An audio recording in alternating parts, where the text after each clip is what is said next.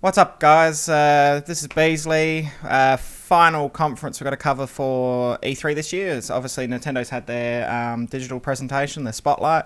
So I'm here on my own because everyone else is at work or other commitments or whatever else. So, you know, that's a thing. So yeah, I'll just go through everything that happened. So they showed a bit of a sizzle reel at the start. Had covered some things to do. So there was ARMS, Rocket League, Pokken Tournament, FIFA 18, Splatoon 2, so it was a bit of a trailer thing. It was hosted by Reggie, which is always awesome. Reggie's a good spokesperson, obviously, for the company. The first thing they showed off was Xenoblade Chronicles 2. Looks really cool. It's coming out holiday 2017, so that should be good. That's coming out on the Switch, obviously. So that's I haven't played any of the Xenoblade games, but it looked good. The one thing I say about their digital presentation was that they didn't spend too much time hanging on to each individual game. They had a lot to show for the I think it was a 25-minute presentation, so it was really just quick as they went through. They've also showcased a new Kirby game. It's coming out 2018. This was a bit of a shock because they basically said everything in this presentation was going to be what's coming out this year.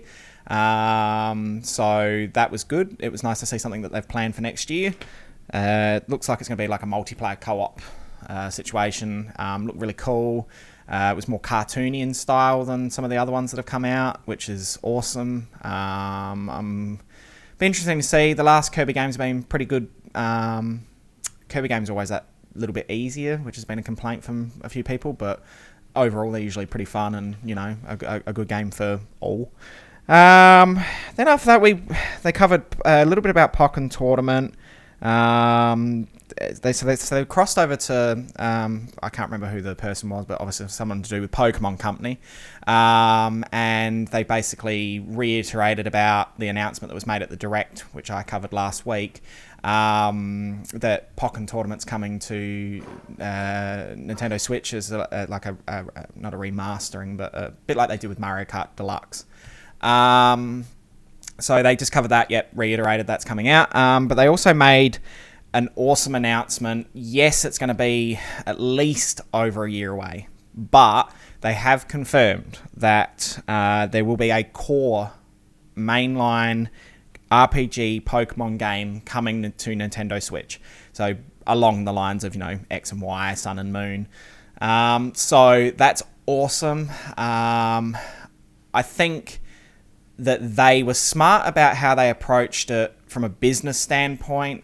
Yes, we all wanted it at now. I think that's why it may be a bit of a knee-jerk reaction in regards to, they did cop backlash after the Direct last week about Ultra Sun and Ultra Moon should have come to the Switch. But by the looks of things, they've also probably done it in a way. So here's a game, everyone likes Sun and Moon. Sun and Moon did really well financially for them and continues to do so.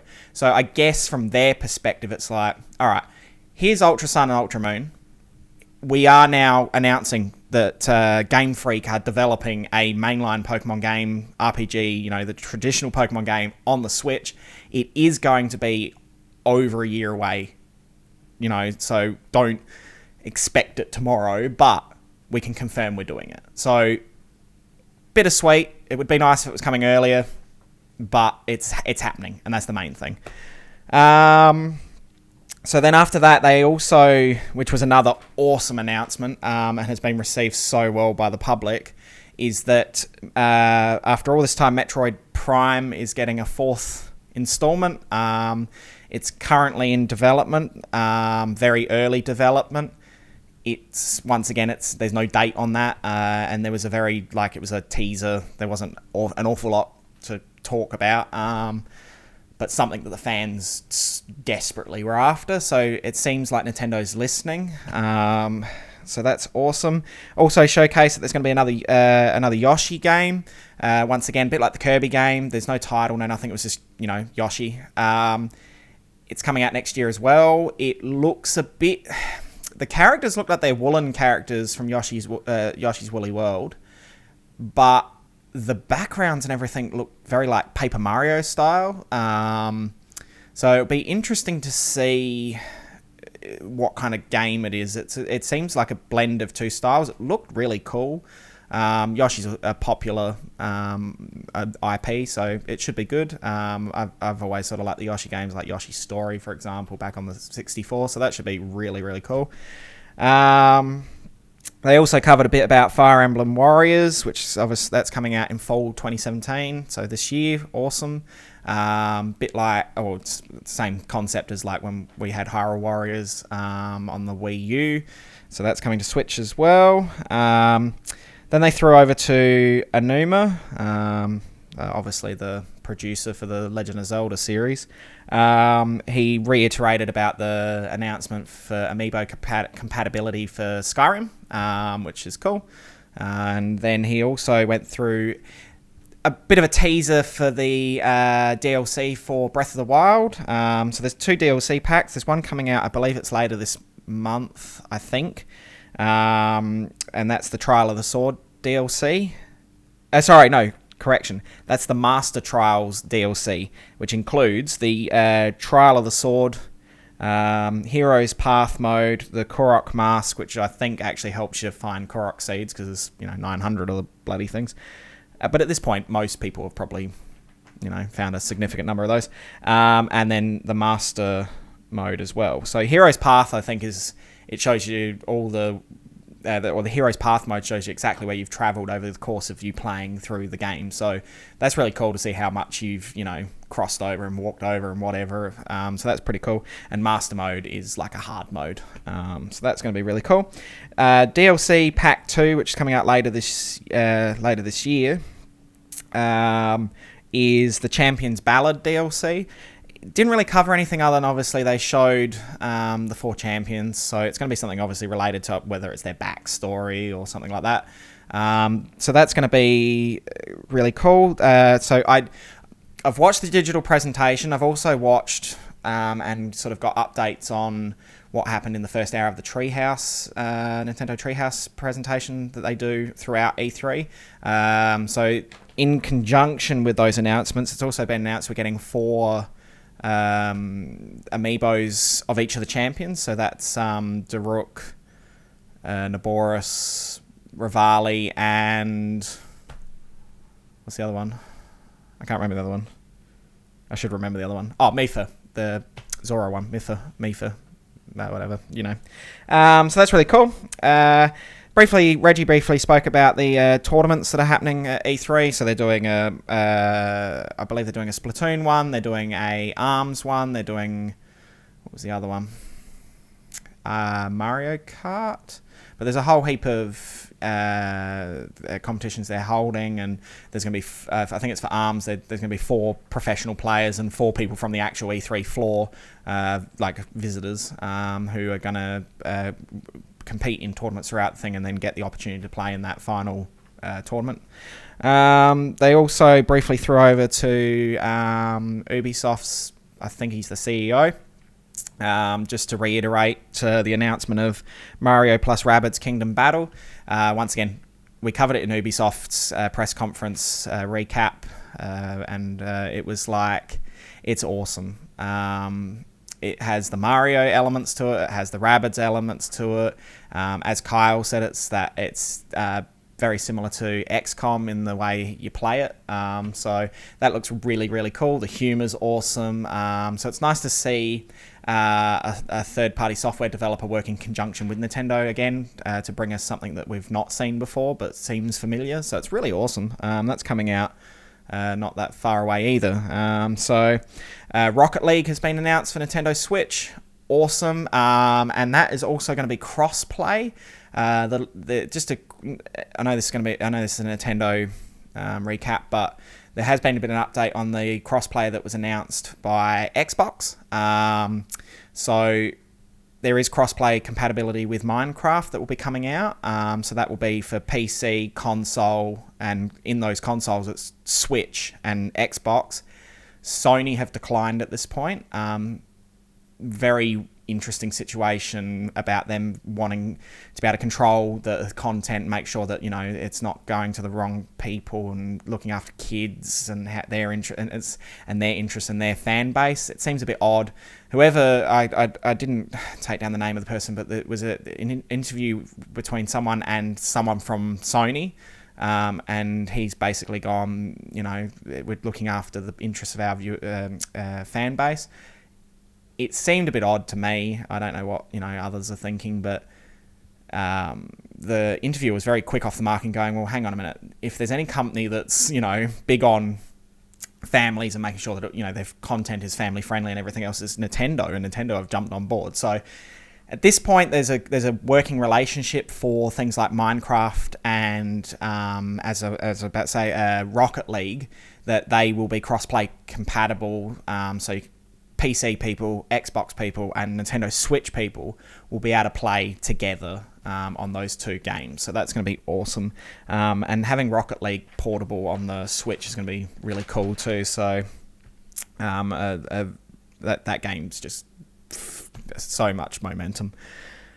We then also they finished off the digital presentation with a showing of Super Mario Odyssey. That game's looking amazing, but God, is it weird. There's so many real life elements to it.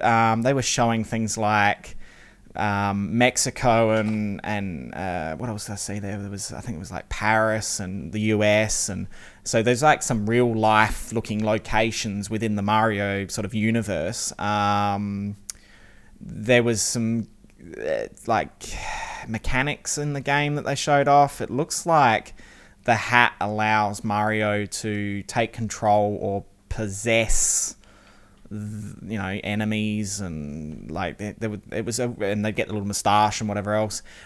It looks stunning. It's really bizarre. It's hard to explain. I mean, like anything in E3, go and watch the trailers and that. But really, to understand Super Mario Odyssey, watch the trailer they showed in the digital presentation, because it's hard to explain. It looks amazing. It's a very different concept. I'm hoping it, you know, it looks very open worldish. It looks very expansive. And it looks different, and I like that. Mario, if anything, needs to have that shake up. You know, I mean, overall Mario games are usually pretty good. You know, Galaxy 1 and 2 are still one of my favourite games, and that was on the Wii. But yeah, it needs a shake up. It looks like Odyssey's going to do that. It's just really bizarre. It's hard to explain. Go and watch it. That's the best thing I can say about that. They're also on the Treehouse presentation. They announced that the Super Mario Odyssey is also getting amiibos. There's 3 of them. It's Bowser, Peach, and Mario. In their, for the lack of a better term, it looks like wedding gear. Like they're wearing white top hats, and Peach is in more or less a wedding dress. Looks awesome. So we're getting a lot of amiibos and that. I was glad they didn't harp on about amiibos in the actual digital presentation. A lot of this announcements happened afterwards, because people, you collect amiibos and that's fine. I guess the digital presentation showcase the game. You know, if it's got amiibo compatibility, cool, that's fine. But showcase the game, and that's what Nintendo did. So that was awesome. So outside of that, and then I went through and made sure I did a bit of a check with what happened in the Treehouse, as I said. Mario and Luigi Superstar Saga is getting a remake. That's coming out in October.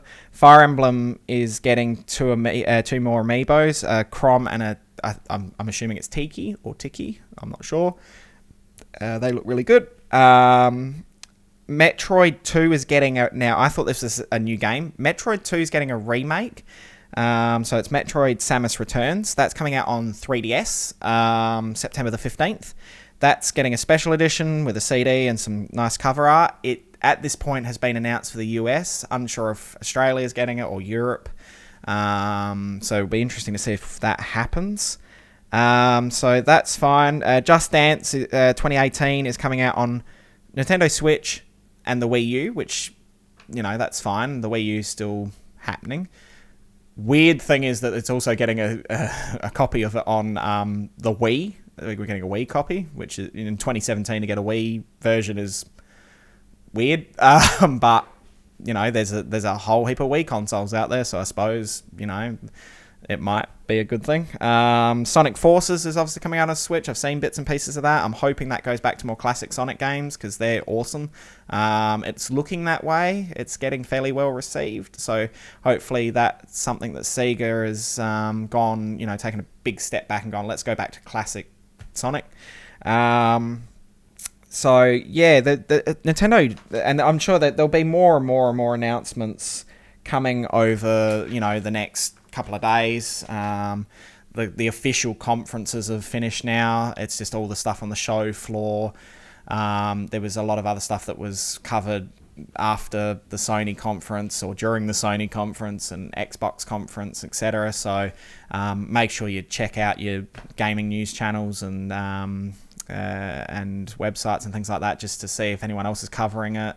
Obviously, it's E3. You're going to find it somewhere.